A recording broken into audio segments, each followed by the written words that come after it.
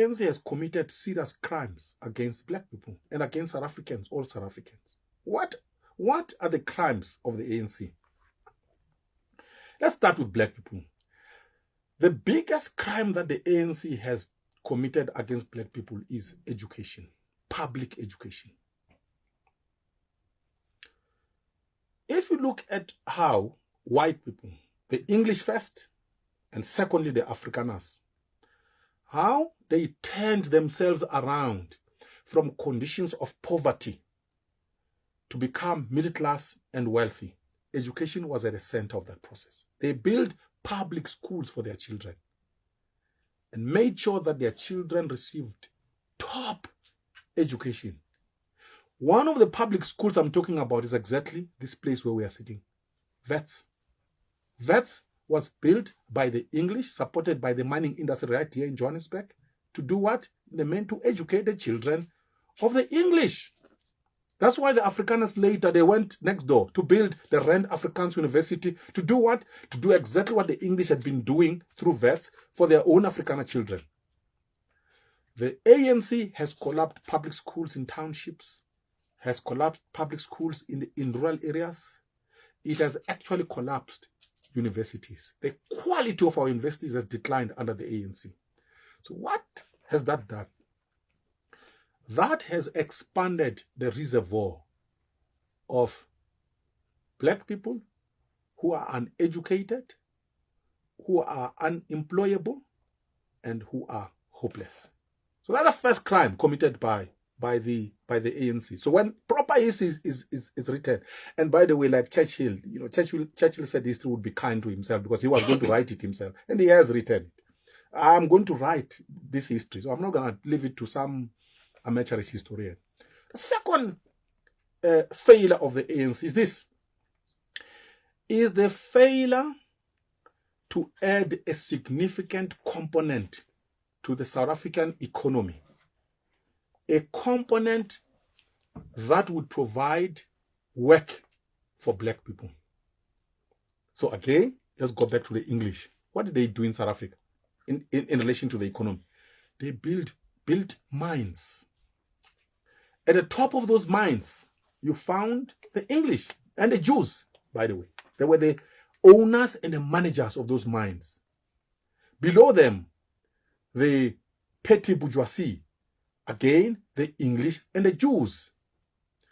That's how the English eventually in South Africa dug themselves as a collective out of poverty.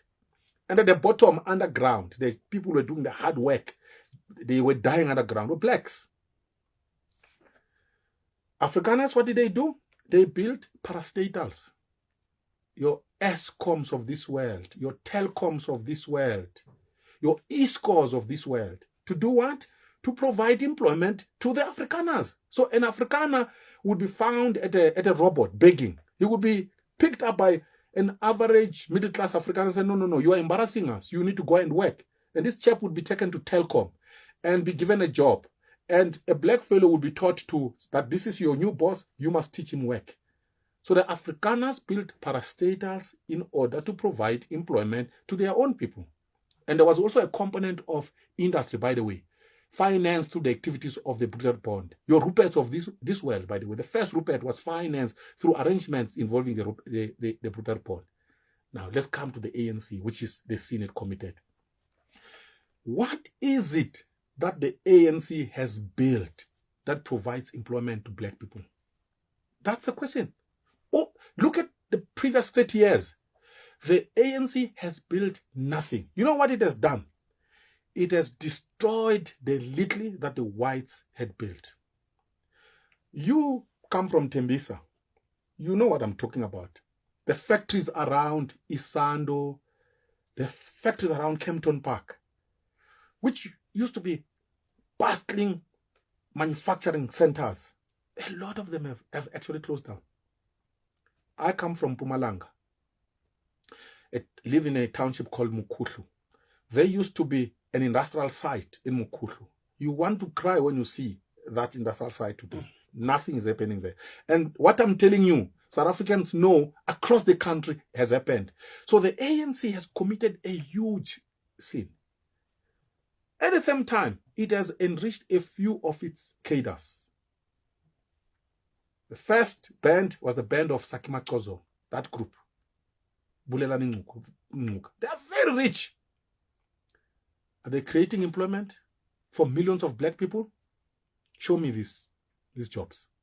So that's the second, and that's economic, the second crime. The last crime that the ANC has committed is to confirm racism, that racism historically has been correct. That white people, what they have been saying throughout history, that black people cannot govern. Black people are backward. They are uncivilizable. The ANC has confirmed it. This stuff, it's heartbreaking.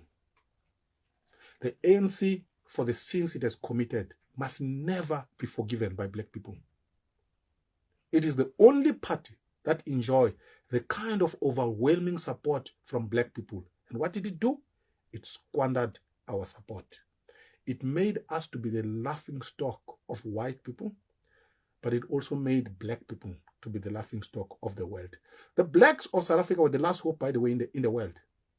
Historically, black people have been victims of racism. And the theory was simple. Black people are half human. They are not civilizable. They cannot govern themselves. And if you look across the world, by the way, you will struggle to find a country with significant global clout that is governed by black people, that is making technological advancements the way China, for example, has proven whites wrong. Remember, whites in the world have also believed that Chinese people, Japanese people, the yellow peril, can't govern themselves. They are uncivilizable. But the Asians, the Chinese, the first was the Japanese, by the way, turning around from 1868, the Meiji dynasty. They turned themselves around. In 1905, Japan defeated a European power, Russia, 1905, militarily, defeated Russia. And it was celebrated by the rest of Asia. And the Asians realized, actually, whites are not superior. Black people in South Africa, the ANC has said to white people, you have been correct to say we cannot govern ourselves. I was listening to the radio yesterday.